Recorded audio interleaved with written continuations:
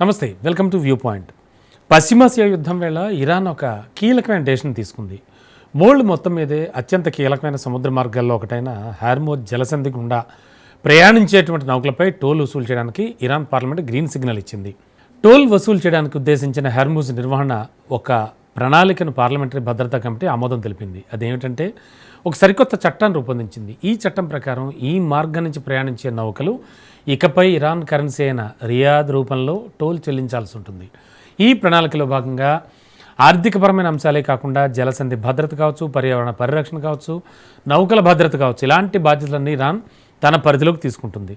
America, Israel నౌకలు ఈ జలసంధి కూడా ప్రయాణించడాన్ని ఇరాన్ పార్లమెంట్ పూర్తిగా నిషేధించేసింది. అలాగే ఇరాన్పై ఏకపక్షంగా ఆంక్షలు విధించే దేశాల నౌకలకు కూడా అనుమతి నిరాకరించాలని నిర్ణయం తీసుకుంది.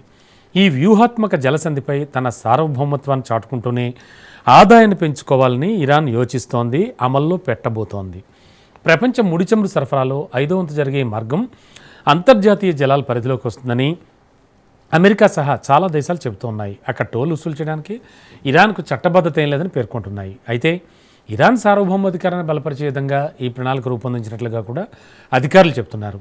జలసంధి నిర్వహణలో ఒమన్తో కలిసి న్యాయపరమైన విధానాలు రూపొందించేందుకు ప్రణాళికలు ప్రస్తావించారు వాళ్ళు.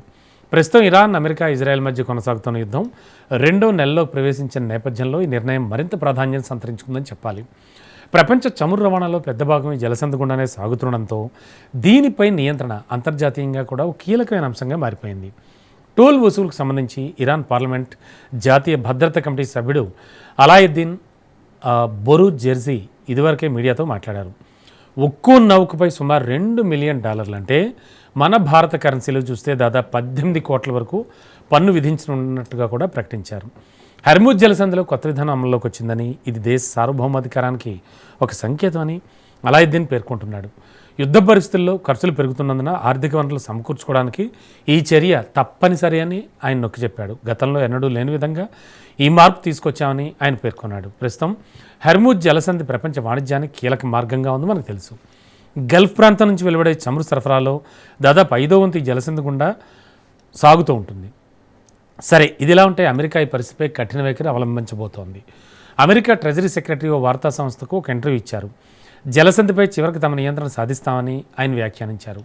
అవసరమైతే అమెరికా లేదా బహుళ దేశాల రక్షణతో నౌకాయన స్వేచ్ఛను పునరుద్ధరిస్తామని కూడా తెలిపారు. అంటే ఇరాన్ ఇమ్మీడియట్గా ఇలా విధించడం, అమౌంట్ని విపరీతంగా విధించడం జరిపిందనుకోండి, వాళ్ళు కూడా చూస్తూ ఊరుకోదు కదా. మరి అమెరికా అధ్యక్షుడు ట్రంప్ కూడా ఇరాన్ గట్టి హెచ్చరికలే జారీ చేశాడు. హర్మూజ్ జలసంధిని వెంటనే తెరవకపోతే ఇరాన్లోని విద్యుత్ కేంద్రాలు, చమురు క్షేత్రాలపై ఖర్గ్ ద్వీపాలను లక్ష్యంగా చేసుకుంటాం మేమని కూడా హెచ్చరించాడు. అంతకుముందు ట్రంప్ వ్యాఖ్యలకు ఇరాన్ ఘాటుగానే బదులిచ్చింది. ఒకవేళ ట్రంప్ చెప్పినట్టుగా తమ దేశంలోని విద్యుత్ ప్లాంట్లపై దాడులు జరిగితే వెంటనే హర్మూజ్ జలసంధిని పూర్తిగా మూసివేస్తామని కూడా హెచ్చరించింది. ఈ మేరకు ఇరాన్ అధ్యక్షుడు మసూద్ పెజిష్కియాన్ ఇదివరకే ఆల్రెడీ హెచ్చరించడం కూడా జరిగింది మనకు తెలుసు. మొత్తానికి ఓవరాల్గా చూస్తే కనుక 18 కోట్ల రూపాయల వరకు కూడా ఒక్కో నౌకకు ట్యాక్స్ విధించడం అనేది, అది వాళ్ళు ఎలా ఉపయోగించుకుంటారని పక్కన పెడితే ఇది మాత్రం అంతర్జాతీయ సమాజం మరి చూస్తూ ఊరుకుంటుందా?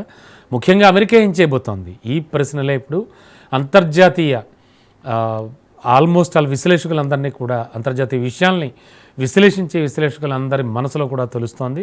వారు కూడా డిఫరెంట్ టైప్లో స్పందిస్తూ ఉన్నారు. చూడాలి మరి ఎలా జరుగుతుందో.